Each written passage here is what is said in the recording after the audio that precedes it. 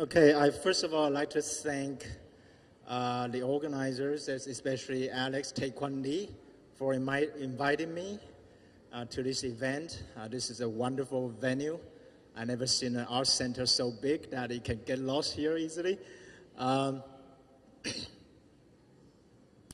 And thanks for all the Korean hospitality. This is my first time in Korea, so I'm quite impressed by a lot of different things.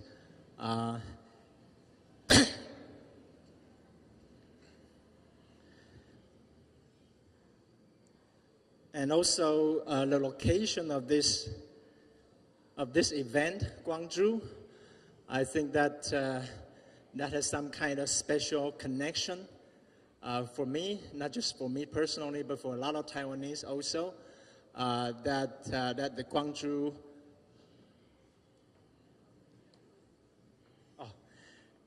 that's fine. Okay, the Gwangju incident or Gwangju uprising in 1980. Just around that time, there was a similar event in Taiwan that took place in 1979, the Formosa incident or Kaohsiung incident, which was also a kind of symptom of that kind of dictatorship in the Cold War era. It's very ironic that you know, in the so-called free world, the free world as the United States defines it, you can have dictatorship. So this is kind of mirroring between these two countries. So we have a lot of similar experiences. In the past few days, I've seen something quite exciting and a little bit exotic too, but at the same time, they are also very familiar. A lot of familiarity that I have also noticed. All right, so so thanks again, and also thanks for your patience that we had this delay that was quite unexpected. But you know, hopefully it's just a pleasure deferred. All right. Okay, so my talk today is titled "The World Has Never Been Closer: Plasticity, Wording, and Strategy of Self-Emptying in Taiwanese Folk Art."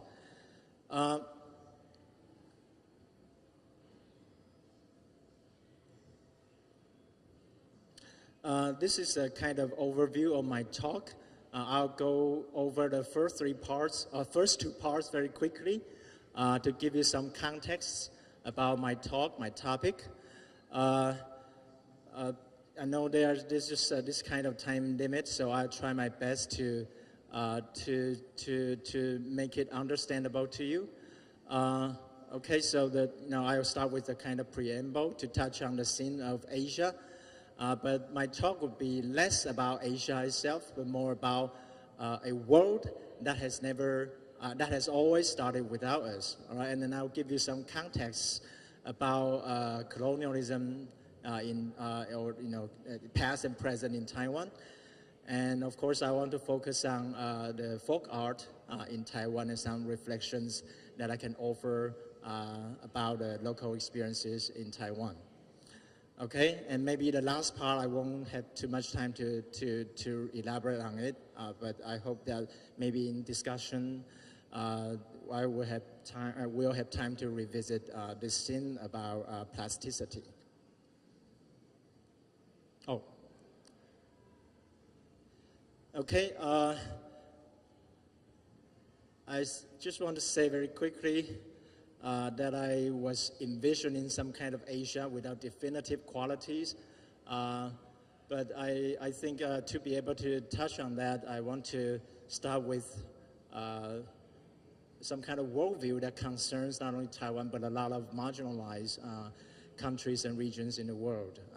I think that because of a world that has always started without us, there's Asia. So Asia as an idea, as a designation, has never been native or endemic to any Asian tradition. It has to be rediscovered after the onset of modernity. So for me to approximate Asia, I have to start from Taiwan's positioning of itself vis-a-vis the world. And it is only after I dwell on the self-emptying move characterizing Taiwanese culture, can I return to the idea of Asia and more clearly delineate the conception of Asia without qualities, without predilections? So this is a kind of contextualization of the historical situations and historical and present situations in Taiwan. So I'll give you some context about so-called serial colonialism in Taiwan. A lot of scholars have mentioned about this, most notably by Shu Meishi, a scholar on Asia and also on diasporic studies and Sinophone studies. So there's this unique situation of serial colonialism in Taiwan. First, Taiwan has been some kind of and have been going through different types and different degrees of colonization by various Western powers and of course the Japanese as well. First the Dutch, then the Spanish, the Qin dynasty, and then the Japanese, and finally the nationalist government from China, the KMT. I'm not sure if you're familiar with Kuomintang, KMT, the name of the nationalist party. Due to this serial colonization, we have also experienced clashes and intersections of different worlds in Taiwan. Taiwan has actually been at the colliding courses of those foreign powers, and so to me that also resulted in some kind of colliding worldviews as well. So I'll skip this example about a greater East Asia co-prosperity sphere. I'm sure the audience here should be also very familiar with this example. But just very quickly, this is the kind of perhaps the first time that the Taiwanese had this kind of acute awareness of being part of Asia, hence part of the world for the first time.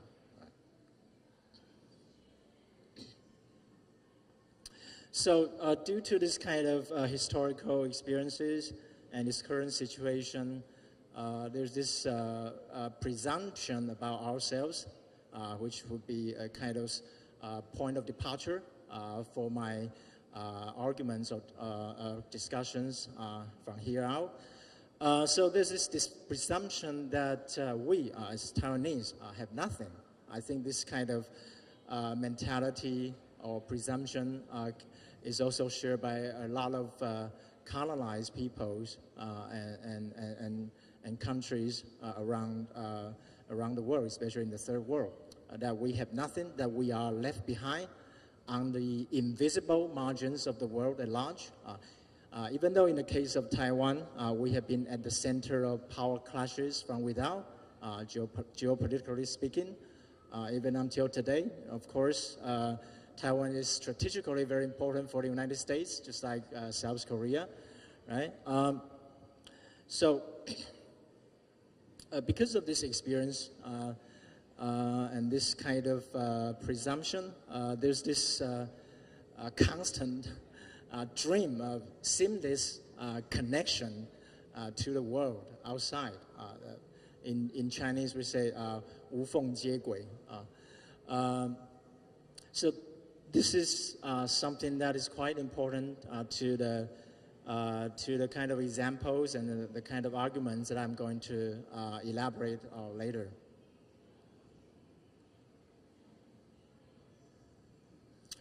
Just a little bit more specific about the context of serial colonialism. It's not just serial, but it's also multi-layered. Just think of the kind of relationship between the Han, ethnic Han people in Taiwan, vis-a-vis the indigenous people, the Aboriginal tribes in Taiwan. So because of the historical and current situations, we have this tendency to willfully or unwittingly leave behind traces from the past. Either willfully leave behind or unwittingly forgotten. So there's a lot of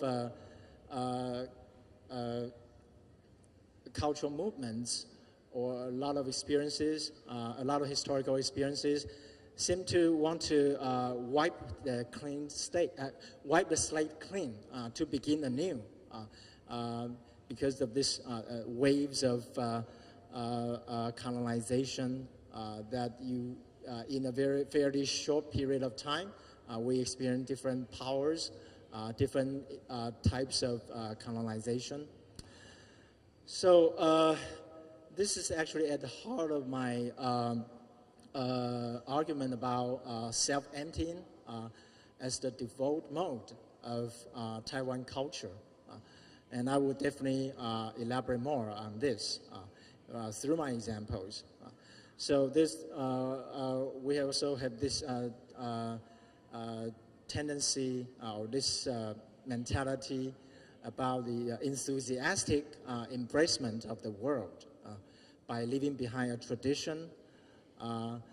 And because Taiwan is also, actually a settler colony, although this identity hasn't been fully understood or hasn't been well accepted until very recently. Taiwan is a settler colony. Just like other settler colonies in other parts of the world, we can hardly claim a tradition, before coming to this new place, before our ancestors came to this new place. So at the present site of dislocation, that tradition has to be reevaluated, reconsidered. And if you think of the Cold War era, when Taiwan used to be a legitimate inheritor of the so-called Chinese tradition, right?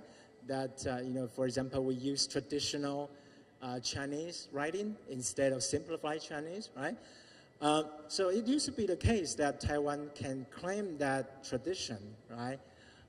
But now, of course, there's no way to compete with China for that claim.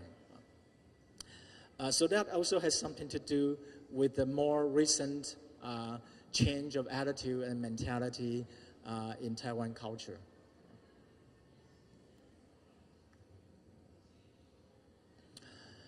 Okay, so I'd like to elaborate on some of the points that I mentioned earlier through some local examples. These examples are mainly about the culture, production or reproduction that are inextricably tied to that kind of enthusiastic embracing of foreign cultures in a self-emptying move that reterritorializes on a default. That is, they revert back to nuanced equilibriums of altered and reinforced modes of existence. This is some kind of heavy writing here. I'll explain that later. But through my examples, hopefully, I want to show that there's this kind of nuance between the altered and reinforced modes of existence.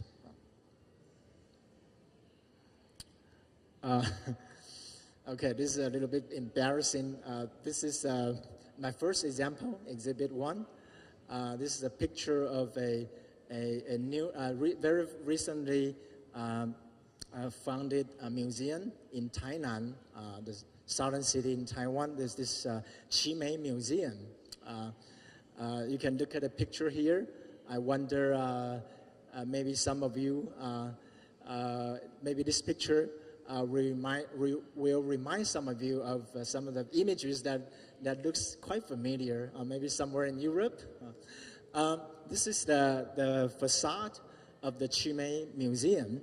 And the sculpture of the fountain here actually is a kind of replica, a very detailed and very, kind of perfect replica of the statue just beside the Versailles Palace. So this is kind of very detailed reproduction of that part of the Versailles.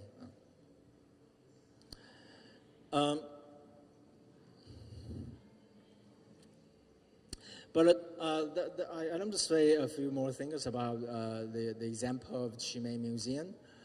Although it looks like a counterfeit, but it's not your usual suspect of counterfeit artwork or product that is meant to dupe or reap profits.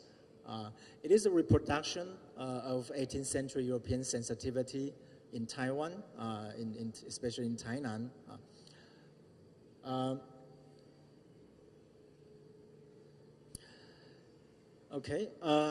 It was built and founded by an entrepreneur and designed to educate, impress, and reform Taiwanese subjectivity. It is, they didn't do that for profits. For a lot of visitors, especially students, the disabled people, the underprivileged people, can go there and visit for free. But it also has become a landmark in Tainan and has seen endless flows of visitors. It's very hard to book a reservation. You've got to reserve online first before you can wait for your turn to visit the museum. I would say most of the visitors are local people, and I wouldn't recommend you to visit there if you happen to visit Taiwan. Just save up for your trip to Europe. But this is a very interesting example. Hopefully, you can see that kind of contrast between this example and the following example I'm going to show you. Okay, exhibit number 2. I'm sorry that I won't be able to show you the images about this example because it is in a DVD and there's no time for me to play that or any parts of that here. But this is about some grandmas in a remote mountain village in northern Taiwan where those grandmas and also some grandpas took up Samba dance as a way of revitalizing their dying community. And that community basically consisted of mostly the remaining older people. So why Samba dance? That's a very intriguing case in that sense. Without elaborating on the details, I'd like to draw from this example or draw your attention to this kind of seemingly unthinkable cross-cultural encounter. It's one of the more remote areas in Taiwan, and you can easily see that kind of incompatibility between that kind of place, those types of people, and this kind of imported foreign influences. So I will argue that the seemingly unthinkable cross-cultural encounters wouldn't have been possible if the community hasn't been forced to empty itself of what it had, although they only had very little, right? And considering the circumstances of the demise of the mining industry and the ensuing uprooted population, right? So they had nothing, and so they try very desperately to have something, and it ended up to be something very radical that actually took place there and changed the whole community at a collective level.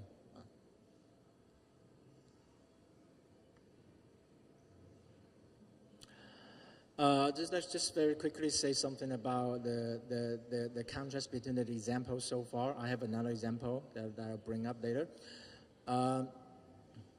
Okay. The first example, the Qimei example, actually you can easily imagine that is a more negative example.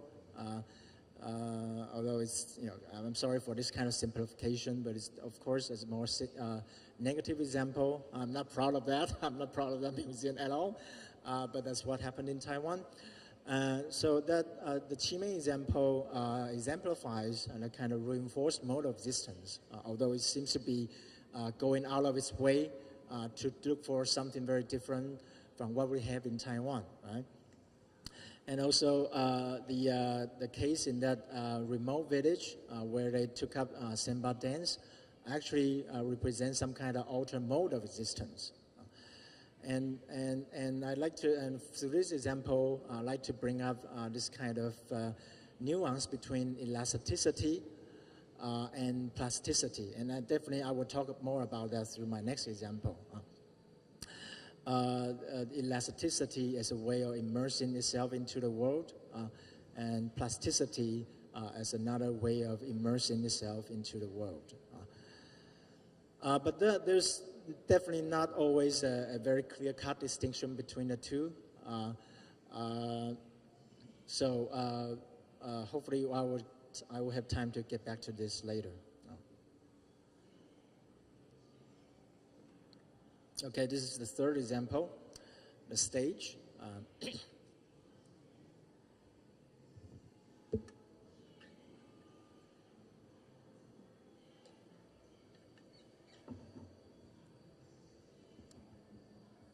This is about the mobile stages of traveling vaudeville shows in Taiwan. Okay, it's, you'll see that in the images shortly. It's, very showy display of images on the stage, and that kind of occasions for overflowing rowdiness with flashy sights and sound. And through the photos I'm going to show you, I like to think along with you how those photos capture the stage, or how those images are captured through the stage by being emptied of its contents. So this is the first picture of the stage. I think Alex might have seen this in Taiwan, right? Oh, okay, he's busy. Okay, anyway, this is the photo, the series of photos I'm going to show you is done by this artist, Shen Zhaoliang. You see his name there. He's a journalist turned photographer, but there's something very interesting about the photos of these stages here. I will show you first the photos without much explanation, but later on, the clips of the documentary I'm going to show you will explain more, and I'll add my own explanation. So let's just enjoy the photos a little bit here without my intervention here. This is the first photo. I wonder what you think about the images on the stage, but okay, let's see. This is the same image, the same stage, but at a different site.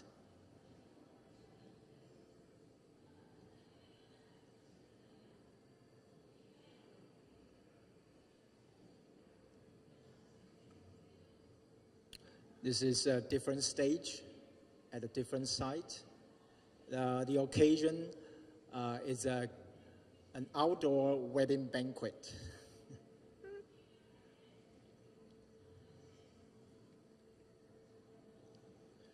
I hope you'll be able to see and pay attention to the images on the stage. You see the kind of looks like tops of castles.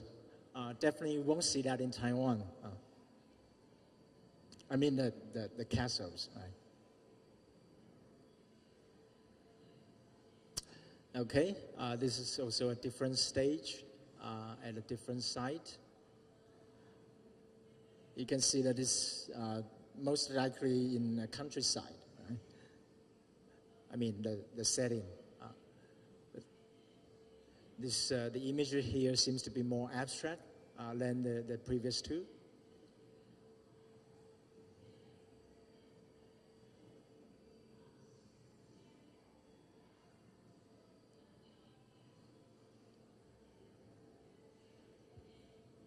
This is another stage, again at the countryside, but you can see the temples opposite of the stage.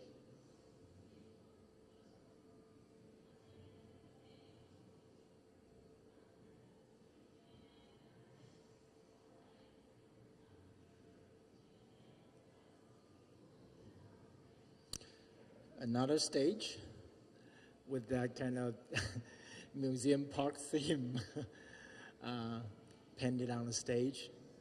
Again, this is beside another temple.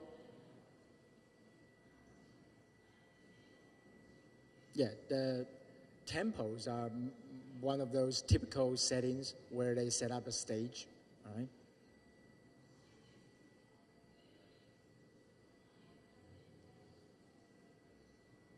Okay, this is another wedding banquet, but indoor. All right, it's kind of some kind of auditorium.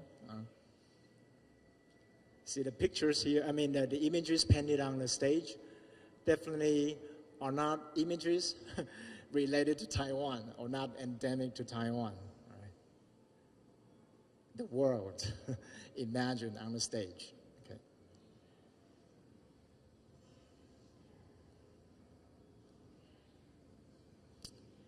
This is one of my favorite photos about the stage. Love forever. I don't know what that means.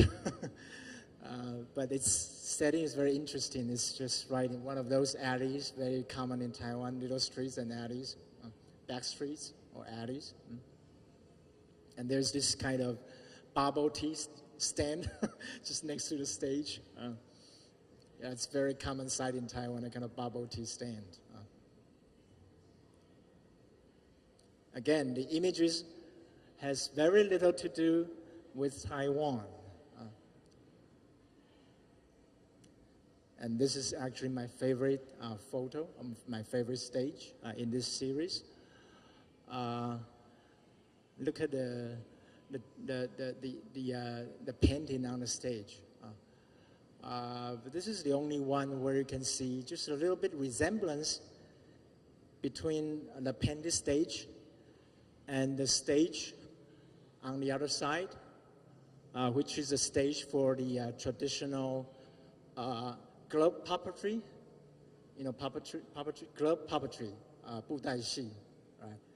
So the patterns and the colors seem to resemble each other a little bit, all right?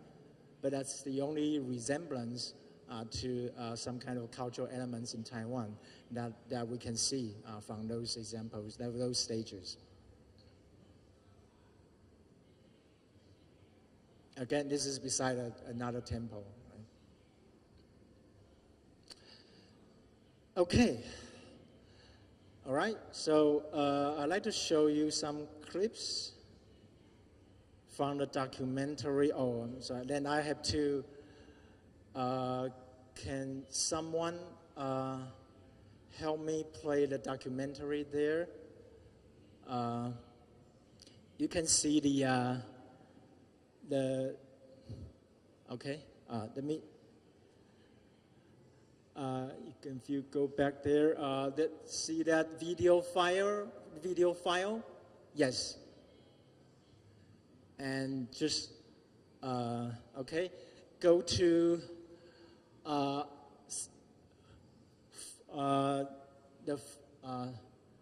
040, so that we can save some time. If you want, I can play the whole clip to you, but I think we don't have that much time. Huh?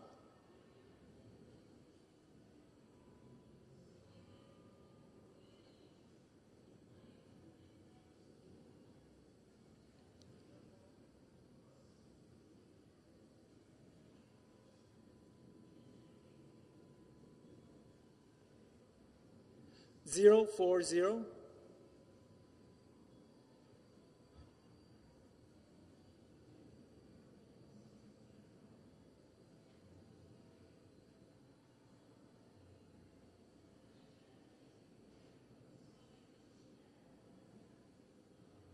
You cannot go to that part? But how about this? Let's just play the whole documentary. It's about just 5 minutes, 6 minutes. Would that be good?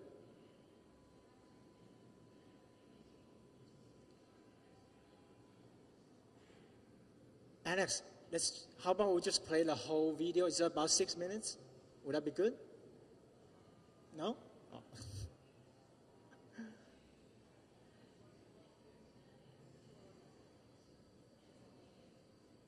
Now that's the end. Oh, no, let me see. 040. I think this is the. Oh, that's toward the end.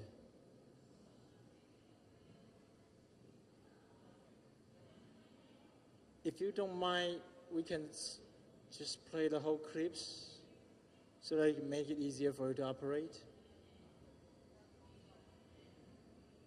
Oh, no sound? Oh. All right. Okay, they can just, the silent movie, the good old time, all right? There will be English subtitles, so you don't have to worry about it. Okay? All right, let's just watch this documentary silently. Okay. Maybe I'll explain a little bit along the way. This is the artist looking for the vaudeville traveling shows in the countryside.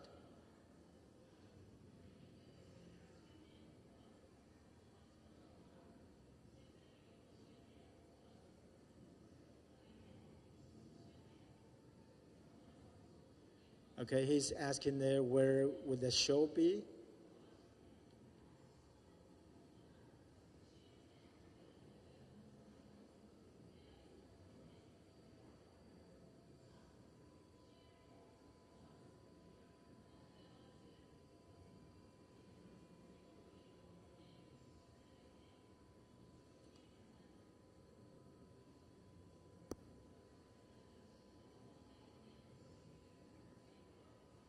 Okay, this is the man who he's setting up the stage. He's setting up the stage here.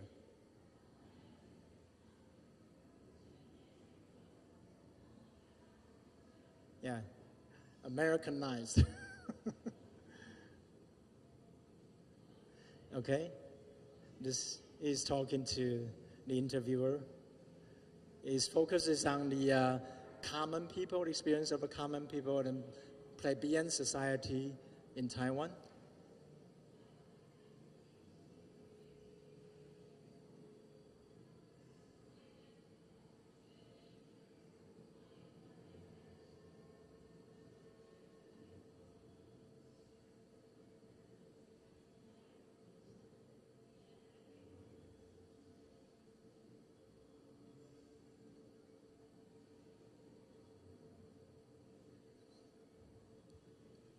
Maybe you'll be wondering what would be on the stage when the show begins. I hope you won't be in shock when you see that.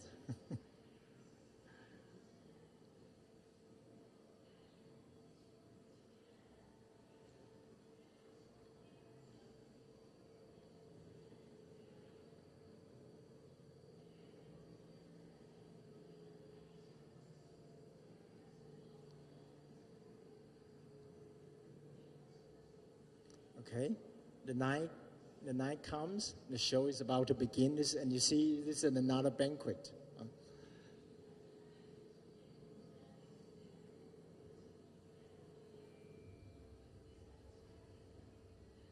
Okay, he's explaining the origin of this kind of stage truck. Okay, all right, the dancing girls are on, all right. There will be, in some cases, there will be a very erotic pole dancing as well. That's the way to pay tribute to the gods or the deities. They think that they like it.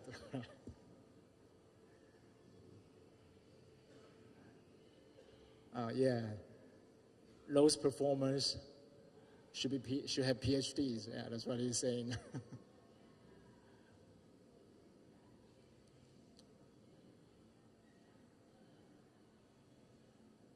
Another stage, you can see that, with different types of image.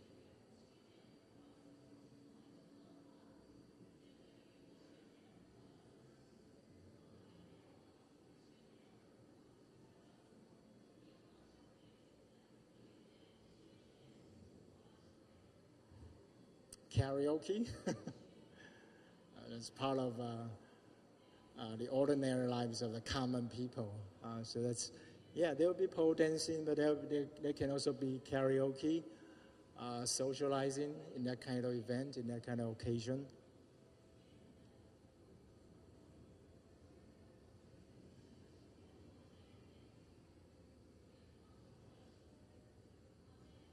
He's speaking about his relationship to the object of his photography. This is the stage I mentioned earlier, Love Forever.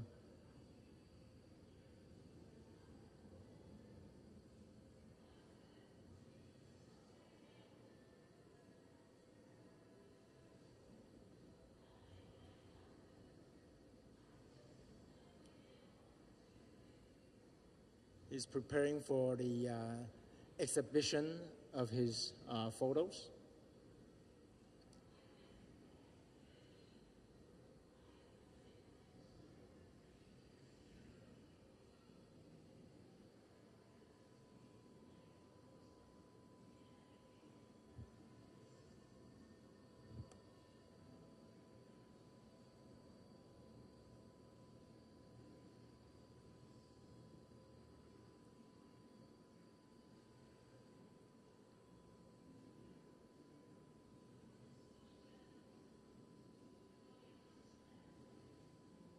We wish we can skip this part, but since it's not possible, so just bear with me a little bit.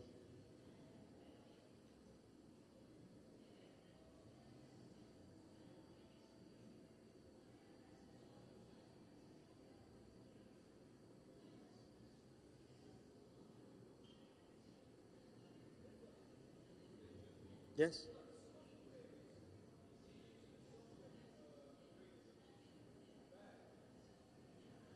Okay, maybe we can just stop it here. I think that's enough for my explanation. We can stop the video right now. That's fine. That's fine.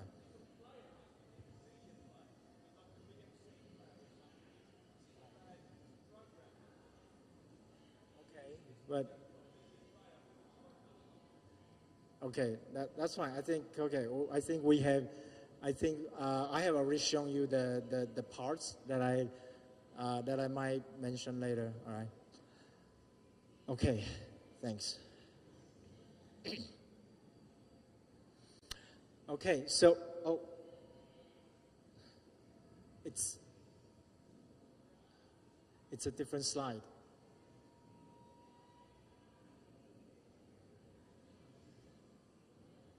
No.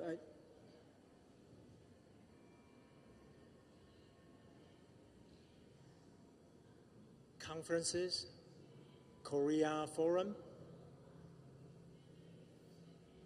Okay, the world has never been, yeah, that one PPT, yeah, the world has never been closer, yeah. Okay, can we go to slide number 23?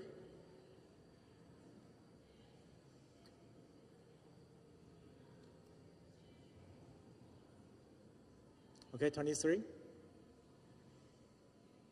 Okay, good, thanks.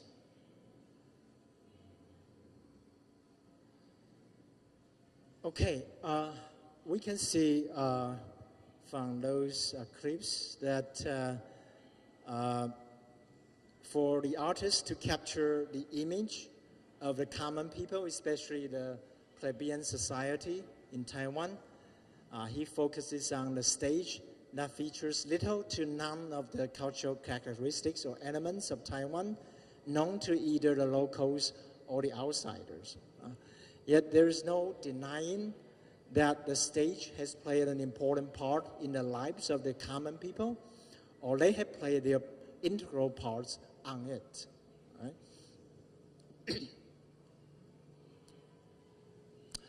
And there's this kind of distance and emptiness featured prominently in those photos as well. So if I have time, I would like to dwell on the role of a photographer as a vanishing mediator, but I'll just leave it like that for now. I want to, I'd like to draw your attention to this kind of immersion into the world at large, and what you can extrapolate from the photos and also the clips, that kind of immersion of art into life and vice versa.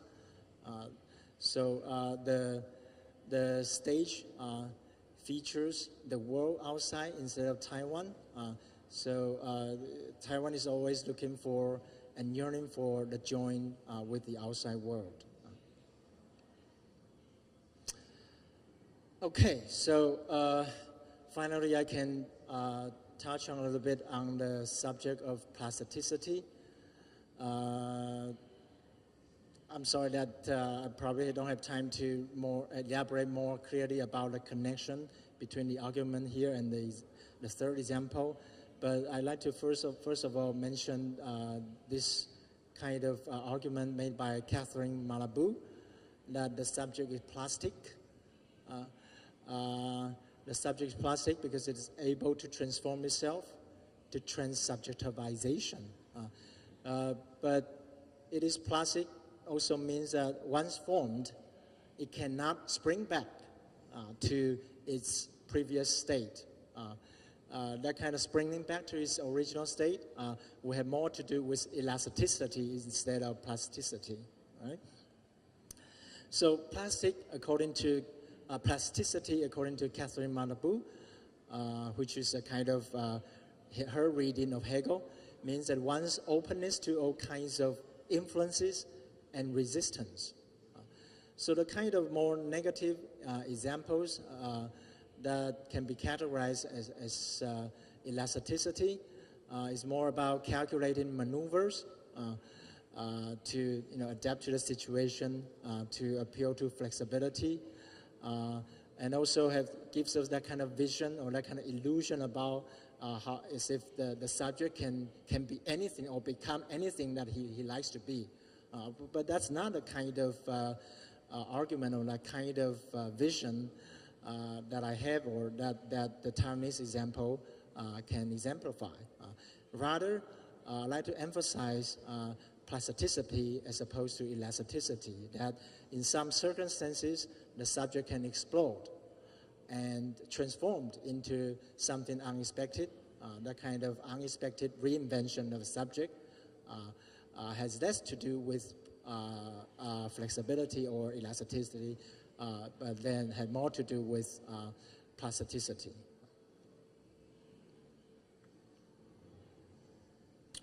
So the subject is plastic in the sense that it is able to receive form and to give form. We can see from the photos of the stage or infer from the photo of the stage that the stage, I would argue, is formed par excellence in Taiwanese folk art, because the stage is a projection of our desires about the world, although it turns out to be a fantasy world of our worlding. The stage is the world, and the world the stage, on which one must empty oneself in order to enact oneself, to immerse oneself into the world. That's about the third example. So I would like to argue that self-emptying it can be considered a fertile ground for such a formalist approach, what seems to be a formalist approach, because that can lead to the moment of no comparison, which is the rare instances where one can open up an unforeseen empty space within oneself that can trigger a reformation of the subject. So plasticity involves a certain resistance that appears to be passive. I probably don't have time to elaborate more on this. Passive, inert, that appears to be passive and invert, that takes place by default.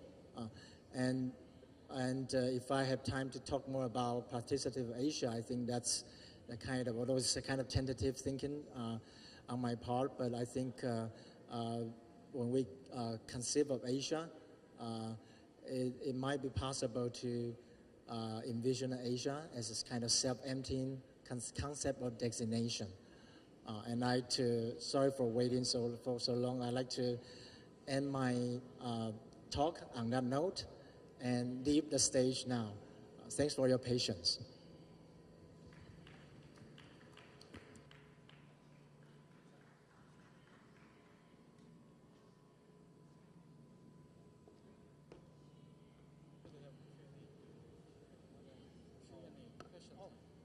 Okay. Thank you for impressive, talk about Taiwanese folk art.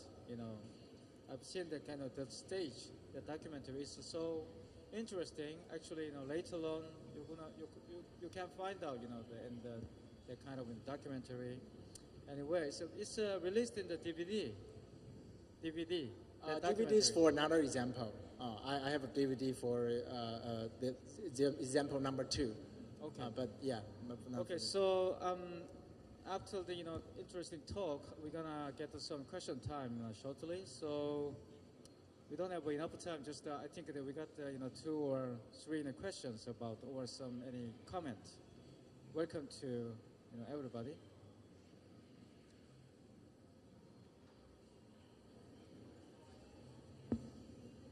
So I thought I could leave the stage at the end of my talk, but I'm wrong. Okay.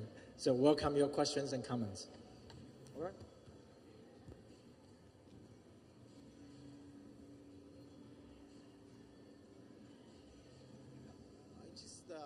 I'm interested in that concept of self-emptying. If you could develop it a little bit more farther,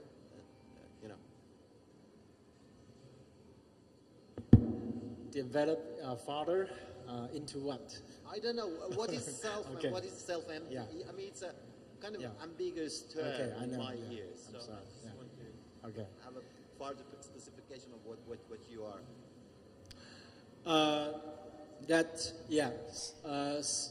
Emptying oneself, in the case of Taiwanese folk art, empty oneself in order to immerse oneself into the world. But of course, this is an illusion.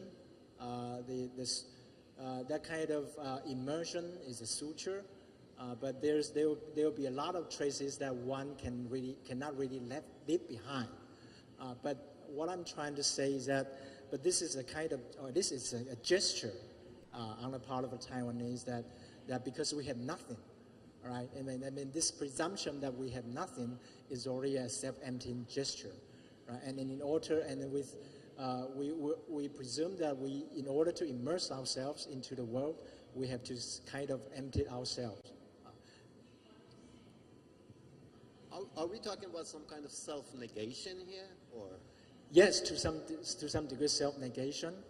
All right, but like I said, it will come. I mean, there will come a moment when we realize that there's no way that we can just to say, okay, we really have nothing, because those something that we thought we had left behind will come back and has some effect on our current, not only our current situation, but what we saw is kind of transforming moment for our subjectivity.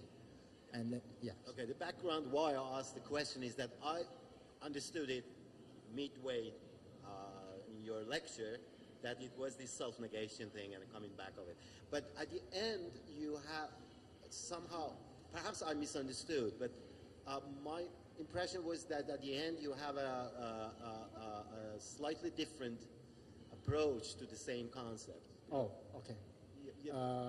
It's if you can bring up that text. Okay, maybe the last slide, or maybe the last couple of slides.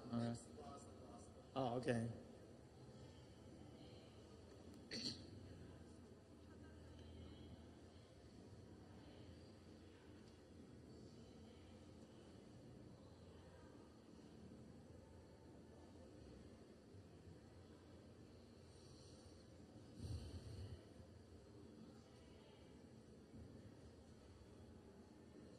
Okay, maybe slides number 27 and 28, maybe. Yeah, as a fertile ground for such a thing. What was the formalist approach? Perhaps I missed that one. The moment of no sorry. So self-emptying as a fertile ground for such a formalist approach. Oh, okay. Oh, okay. All right. Yeah, I mean, there's a lot of things to unpack here. I know. Yeah. But okay. Thanks for bringing that up. Yeah. What I didn't have time to elaborate on is that I think a more desirable example of cross-cultural encounter should undergo that moment of no comparison. That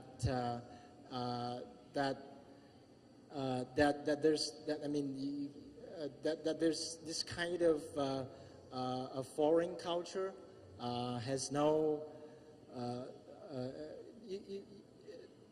It's hard for us to establish a relation to it other than emptying ourselves, right?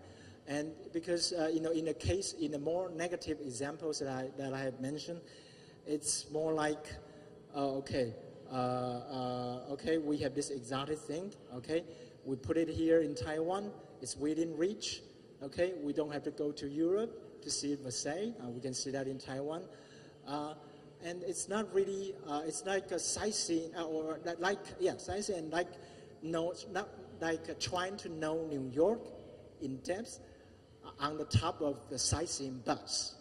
Okay, there's no, you might be able to establish some kind of comparison, okay, but if you don't go through that moment of no comparison, there wouldn't be the kind of cross-cultural encounter that I envision that has to take place at a deeper level.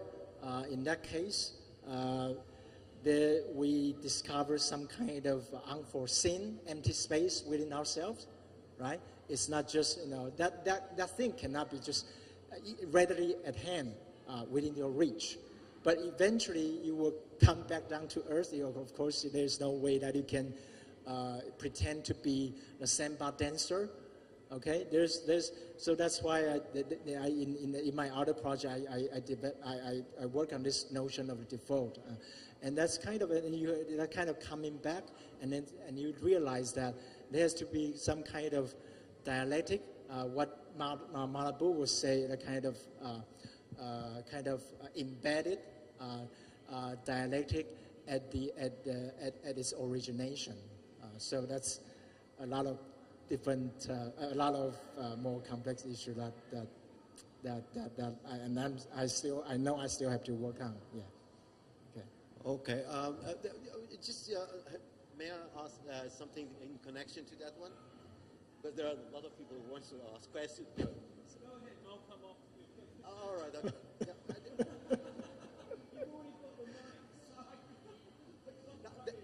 Yeah, one small detail, it's just an association about what you said, because I've seen similar places in China, like the first Shimei, etc., that you showed, Now, the interesting detail is not this replica in itself, but for me at least, the interesting detail is that replica creates or structures up a kind of behavior. And this behavior, what I mean with the kind of behavior, is that the same persons, when they go to Europe, they do exactly the same thing. They do the same thing that they were doing at that replica in China, which means they sit, they take the picture, pop, next place, check, next place, snapshot, back home. They could do the same thing that they would do at home. So what is going on, I think, on a deeper level is the redefinition of experiencing territorial differences. It's a re-territorialization of human experience. It's a kind of, it's a society of spectacle multiplied by 2. It's just, another twist on it. It's quite amazing because, you know, I meet people and I'll say, yeah, I've been to Europe. You've been to Europe? Yeah, really? Yes. 1 week, 10 cities. How is it possible? What is that kind of experience you have? And it's the same thing as a theme park. You know, the way you move in that space is the same as the movement in the theme park space. Just a thought. I don't know what you think. Like I mentioned in that Chimay slide, that it's designed to educate, to impress, to reform Taiwanese subjectivity. That's the stated purpose of the Met Museum. That, you know, so it's already aimed for some kind of meaningful cross-cultural encounter, but its very existence just closes that encounter. You know what I mean here? Of course, if you go sightseeing there, you get a sense in there. Definitely agree. Yeah. It doesn't have to be in Europe. It doesn't. Maybe it doesn't matter where you are, right? Right. But the thing is that they try to re-territorialize it in Taiwan, right? In Taiwan. Yeah. Question? Yeah. Jason. I'm just agreeing with that. I mean, that was just my question. Maybe I'll mention this at the end when we're doing our discussion, but I don't need to repeat, but I will repeat what Darius has just said in my own way. How is the experience different? You know, that was just how is the experience different at Tainan than it would be at Versailles? I mean, it's, you know, I think this is the problem when you're using words like tradition today in art. You know, the tradition of this tradition or that tradition, because it's obviously always implying a kind of, you know, something like modernity or something which is progressive or novel, or the emptying out of a subjectivity implies a certain tradition, a certain kind of heritage, cultural heritage, and that, I mean, that kind of, but the whole Disneyland thing is already going on at Versailles. Actually, if you go to Versailles today, it is, you know, for a lot of those people, the experience that they would have there would be no different to the experience they would have at Disneyland, Paris. It would be the same experience, and the photographs they would take at Versailles would be part of their whole experience of that particular day. So yeah, I don't need to repeat, but I think that is something that I would want to explore further.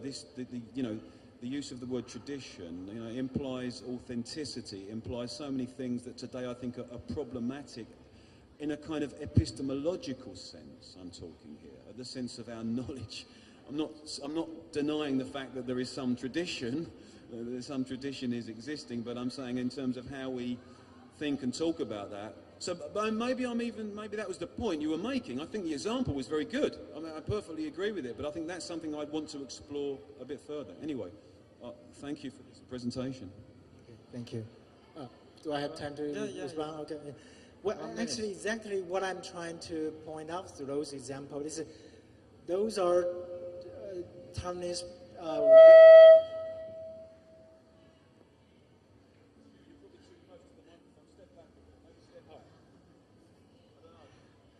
Okay. Yes, exactly. I think that's the Taiwanese way of questioning our so-called tradition, and also at the same time looking for maybe I don't want to use the word nativist, but you know, a new tradition, a reinvented tradition, because this is there's this growing consciousness on the part of Taiwanese to kind of distance itself from the Chinese tradition, the Han Chinese tradition, especially now. It's I mean, it's, you know, the indigenous people's tradition, cultures have already been part of the national narrative in Taiwan. So it's being reinvented, and the more conventional, the more conventional sense of tradition, or what you might think of. You might think of Taiwanese as part of the Chinese tradition or part of Greater China. That has already been questioned for some years, and we're still looking for a new way to redefine ourselves so that there might be a break to the previous perceived tradition. That definitely, there's always that questioning of our tradition there.